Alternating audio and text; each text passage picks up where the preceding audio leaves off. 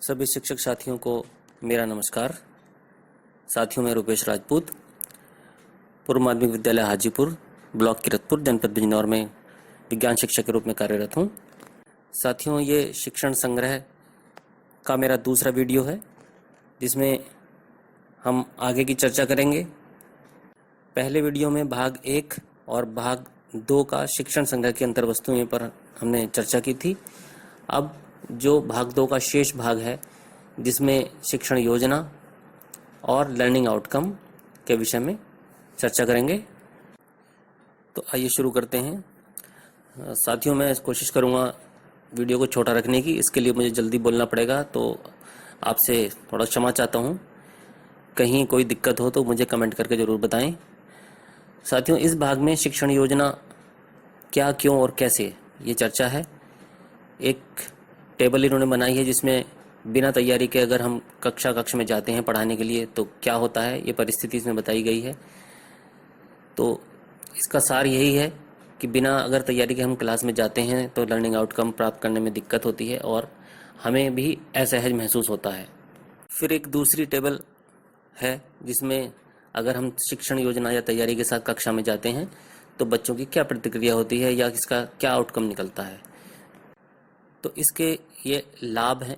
इसमें चरणबद्ध से योजनाबद्ध तरीके से शिक्षण कार्य होता है।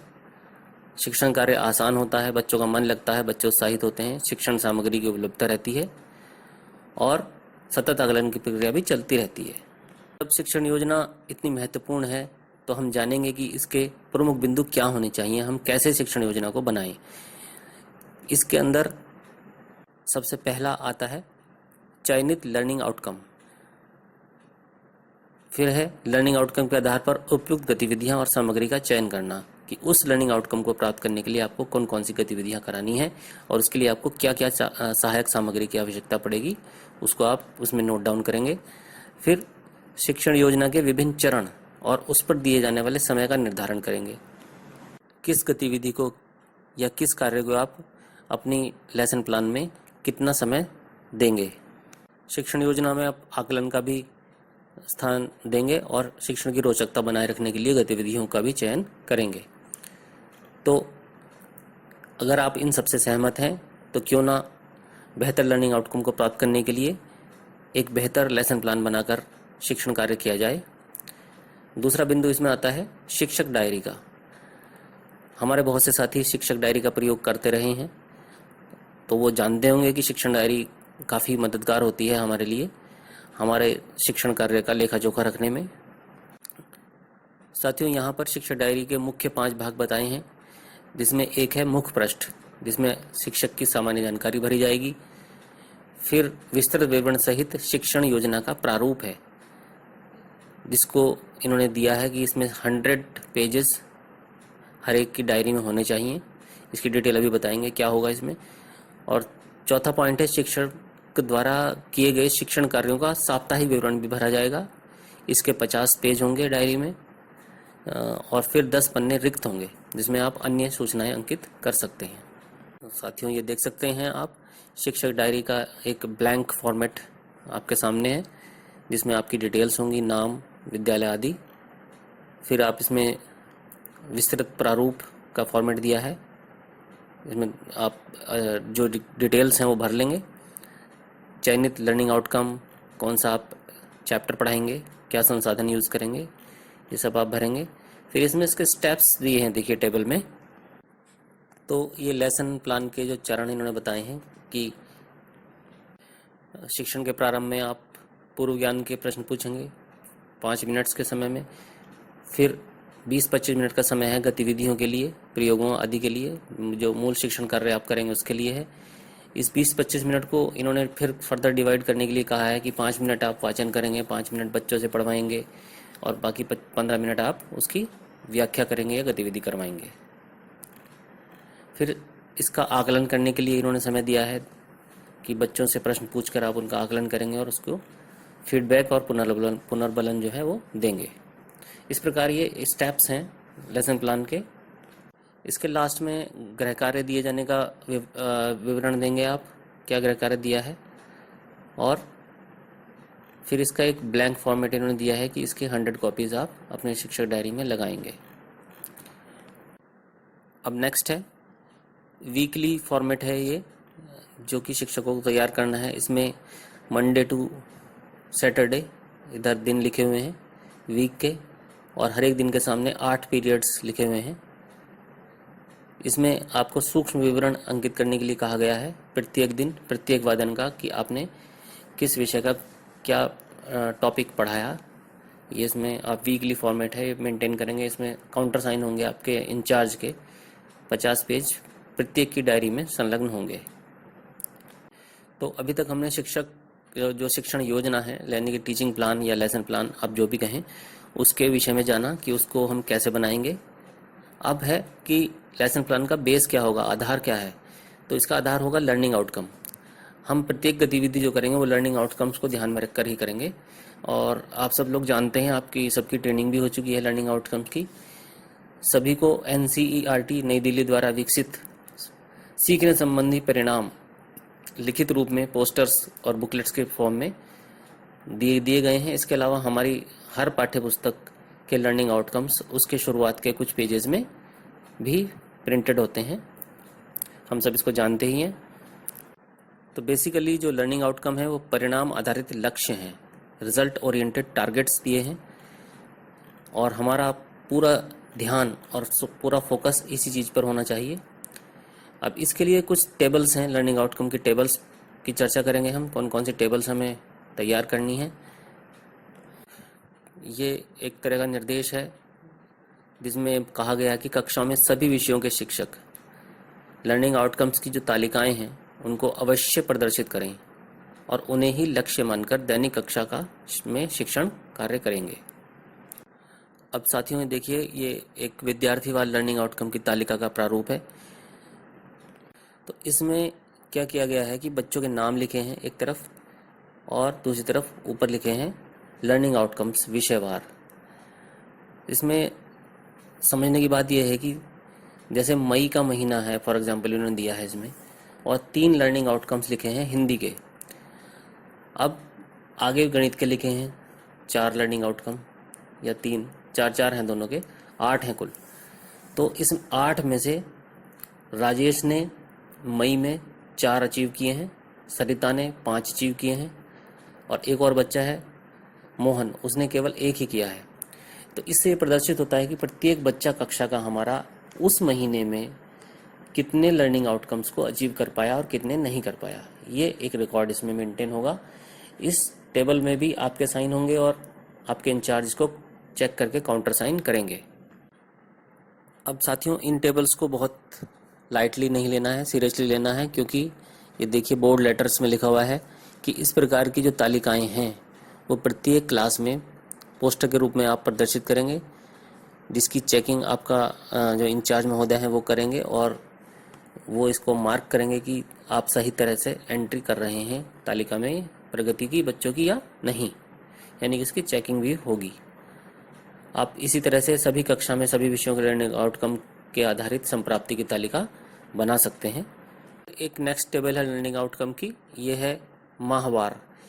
इसमें एक साइड में लिखे हुए हैं लर्निंग आउटकम्स, और आगे उसके लिखे हैं अप्रैल टू मार्च महीने। ये विषयवार बनेगी। इसमें बहुत सिंपल है समझना इसको। जैसे मान लीजिए किसी क्लास में 35 बच्चे हैं, तो एक लर्निंग आउटकम के सामने आपने लिख दिया 35 बच्चे हैं अप्रैल के महीने में, और उसमें से मान लीजिए अप्रैल में 15 बच्चे ही उस लर्निंग आउटकम को अचीव कर पाए, बाकी बचे 20 बच्चों ने नहीं किया। तो मई के महीने में देखेंगे आप, फिर हर महीने आप ट्राई करेंगे कि 35 के 35 बच्चे आपका वो एक लर्निंग आउटकम प्राप्त कर लें। हर लर्निंग आउटकम के साथ आप यही डाटा मेंटेन करेंगे। धीरे धीरे आप देखेंगे कि इसमें लर्निंग आउटकम प्राप्त करने वाले बच्चों की संख्या बढ़ती जा रही है। सितंबर में 27 बच्चे हो चुके हैं 35 में से, जो इस लर्निंग आउटकम को अचीव कर चुके हैं, जबकि अभी आपके पास मार्च तक का समय मौजूद है। यानी कि आपको प्रत्येक बच्चे पर ये कोशिश करनी है कि वो जो लर्निंग आउटकम्स हैं उनको अवश्य ही अचीव कर ले। तो मित्रों, ये टेबल भी आपकी काउंटर साइन होगी आपके साइन के साथ साथ। फिर इसी आधार पर इन्होंने बताया है कि आप प्रत्येक बच्चे की एक प्रोफाइल बना सकते हैं, इसका प्रगति पत्र या प्रोफाइल जो भी आप कहें। इसमें विद्यार्थी का नाम वगैरह लिखेंगे ऊपर, और नीचे लर्निंग आउटकम्स की लिस्ट रहेगी। उसके आगे 3 ब्लैंक जो फॉर्मेट है उसमें आप भरेंगे कि बच्चे ने लर्निंग आउटकम ये प्राप्त किया है या नहीं किया, पूर्ण रूप से किया है या आंशिक रूप से या बिल्कुल नहीं किया। ये भी एक टेबल आपके लिए इंडिकेटेड है यहाँ पर। तो अब ये सारी टेबल्स जो हैं लर्निंग आउटकम्स की हमने समझ ली हैं। अब है कि लर्निंग आउटकम हम प्राप्त करेंगे कैसे। तो इसके लिए जो बिंदु हैं इसमें उनको देखेंगे हम कि एक है सबसे पहला शिक्षण योजना, जो कि हम पढ़ चुके हैं क्या है और कैसे बनानी है। अब इसमें थोड़ा सा इन्होंने एलाबोरेट ये किया है कि मौखिक और लिखित कार्यों का निर्धारण और कर दिया है इसमें। जैसे कि हम जानते हैं कि जो प्राइमरी क्लासेस होती हैं उसमें कक्षा 1 में केवल मौखिक परीक्षा होती है, उसके बाद में 2, 3, 4 में घटता जाता है मौखिक का प्रतिशत और लिखित कार्य का बढ़ता जाता है, और जूनियर क्लासेस में पूरी परीक्षा लिखित ही होती है। तो जो ध्यान देने की बात यह है इसमें कि परीक्षा में तो ये सब होता है लिखित और मौखिक, लेकिन ये शिक्षण कार्य में हम अप्लाई नहीं करते। तो इन्होंने एक टेबल बनाई है, ये देखिए आप। इसमें इन्होंने दक्षताएं जो है बोलना, पढ़ना और लिखना, तीनों दक्षताओं का समय और निर्धारित किया है कि जैसे जैसे बच्चा अगली कक्षा में जाते जाएगा तो उसके बोलने की दक्षता पे हम समय कम देंगे, पढ़ने की दक्षता पे भी कम देंगे, लिखने की दक्षता का समय हम बढ़ाते जाएंगे। और अगर इसको हम पीरियड वाइज डिवाइड करें तो 35 मिनट्स के पीरियड में जो कक्षा 1 और 2 है उसमें ज़्यादा समय हमें बोलने को देना है बच्चे को, 15 मिनट पढ़ने को और 5 मिनट लिखने के लिए। जैसे जैसे अगली क्लास में बच्चा जाएगा तो आप देखेंगे कि जूनियर क्लासेस में बोलना 7 मिनट, पढ़ना 8 मिनट और लिखना 20 मिनट। तो इसमें जो मेन पॉइंट है वो है बोलना। आपने अनुभव किया होगा कि जो हमारे स्कूलों के बच्चे हैं वो बोलने में बहुत झिझक महसूस करते हैं, उनको पता भी होता है किसी प्रश्न का उत्तर, लेकिन वो उसको अपनी भाषा में उसको बता नहीं पाते हैं। उसका कारण कुछ भी हो, भाषा की कमजोरी हो या उनके अंदर झिझक हो या उनको डर लगता हो बोलने से। बहरहाल तो इसका तात्पर्य यही है कि बच्चे को बोलने के लिए प्रोत्साहित किया जाए, उसके मन की जिज्ञासा को उभारा जाए, उसको मौका दिया जाए बोलने का। बाकी वो पढ़ना, अगर पढ़ने पर हम ध्यान देंगे तो उसका उच्चारण सुधरेगा, शब्द ज्ञान बढ़ेगा, लिखने में उसकी लिखाई सुधरेगी, और वो कोई टॉपिक हम दे देंगे तो उसको अपने मन के विचारों को व्यक्त करने के लिए लिख पाएगा। एक नेक्स्ट है इसके अंदर बिंदु समय सारणी। आप जानते ही हैं कि समय सारणी के हिसाब से पढ़ाने के निर्देश कई बार आते रहे हैं। आप जानते हैं कि नवाचारी बंधुओं ने 2 और 3 अध्यापकों की भी टाइम टेबल्स बनाई हैं, इसमें परिशिष्ट में दी होंगी, आगे आएंगी वो। तो इसको आप समय सारणी से पढ़ाएं, आईसीटी का यूज़ करें। आईसीटी के बारे में तो शायद अब किसी को कुछ बताने की ज़रूरत नहीं है, सभी जानते हैं। आईसीटी मोबाइल, टैबलेट, लैपटॉप से पढ़ाने को कहते हैं। फिर एक पॉइंट है इसमें, विद्यालय का भवन भी सीखने में सहायक बताया गया है, क्योंकि विद्यालय में आकर्षक भौतिक परिवेश अगर आप बनाएंगे, सजाने संवारने की कोशिश करेंगे, तो विद्यालय भी एक तरह से लर्निंग आउटकम अचीव करने में हेल्प करेगा। जगह जगह विद्यालय की दीवारों पर आप डिफरेंट ज्योमेट्रिकल जो शेप्स हैं वो बना सकते हैं, टेबल्स लिख सकते हैं, बहुत सारी चीज़ें हैं जिनको आप कर सकते हैं। फिर इसमें कक्षा कक्ष संबंधी भी इंडिकेशन दिया है कि क्लास को आप सजाएंगे, जो डिफरेंट आपके लर्निंग आउटकम के पोस्टर हैं, समय सारणी है, और खेल सामग्री, कृषि, बागवानी वगैरह भी बच्चों के शिक्षण में सहायक होती हैं। फिर इसमें विद्यालय का पुस्तकालय भी एक सहयोगी अंग दिखाया है, जिसमें बच्चे अपने कोर्स के अलावा अन्य पुस्तकें पढ़ते हैं तो उनको मनोरंजन और ज्ञान भी समृद्ध करने में सहायता मिलती है। पुस्तकालय का संचालन आप सब लोग जानते ही हैं, शासनादेश उसका आपने पढ़ाई होगा किस प्रकार उसको संचालन करना है, तो इसके विषय में यहाँ ज़्यादा समय लेने की ज़रूरत नहीं है। आगे आते हैं हम प्रयोगशाला पर। जूनियर क्लासेस में आप जानते हैं कि लैब बहुत ज़रूरी होती है, और इसमें आप देखेंगे यहाँ पर इन्होंने लिखा हुआ है कि एक अतिरिक्त कक्ष प्रत्येक विद्यालय में गणित और विज्ञान की लैब के रूप में विकसित किया जाना जरूरी है। जिसमें आप जो किट है उसकी सामग्री को डिस्प्ले करें। लैब में जो साइंस या मैथ है उससे संबंधित चार्ट, पेपर, पोस्टर, वैज्ञानिकों के नाम, उनके आविष्कार आदि को डिस्प्ले किया जाए। ये सब लैब को सुसज्जित करने के लिए बताया गया है।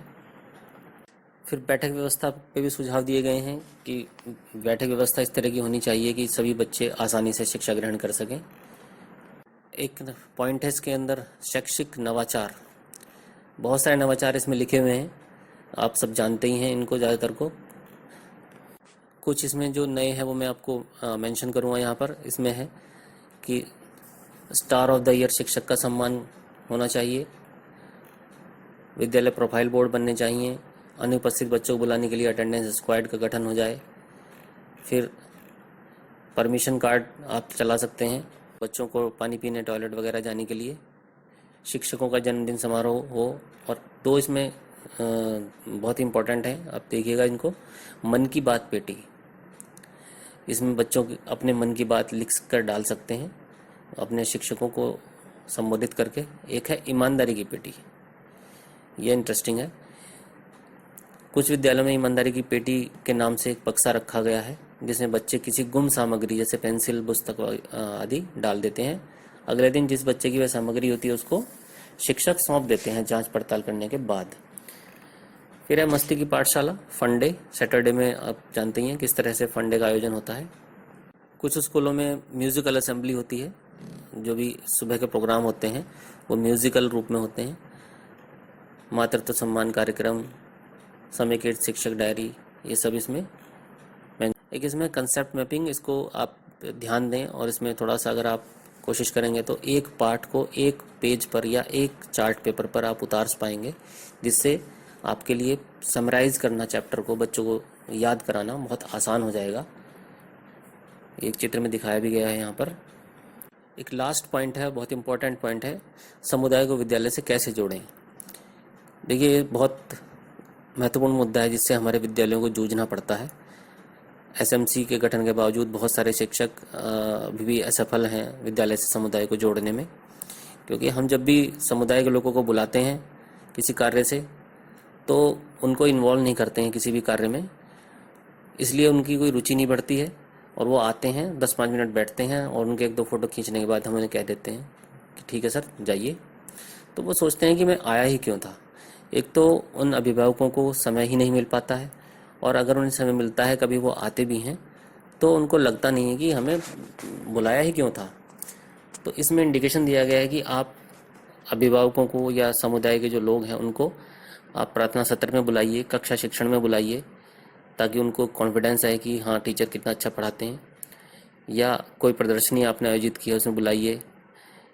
अपने विद्यालय की जो आप कोई वार्षिक उत्सव वगैरह करते हैं उसमें बुलाइए, ताकि आपके प्रयासों से वो अवगत हो सके और अपने आप को जुड़ा हुआ महसूस करें। यदि वो जुड़ा हुआ महसूस करेंगे तो अवश्य आपकी जो प्रॉब्लम्स हैं उनको सॉल्व करने में वो आपकी मदद ज़रूर करेंगे। ऐसा हमारे कई साथी शिक्षक हैं जो इस कार्य में सफल हुए हैं। तो साथियों, इस प्रकार से ये भाग 2 इसका शिक्षण संग्रह का कंप्लीट हो चुका है। यदि आपको इस मेरे वीडियो में कोई कमी हो तो अवश्य कमेंट करके मुझे बताएं, ताकि मैं अगले वीडियो में उसका सुधार कर सकूं। धन्यवाद।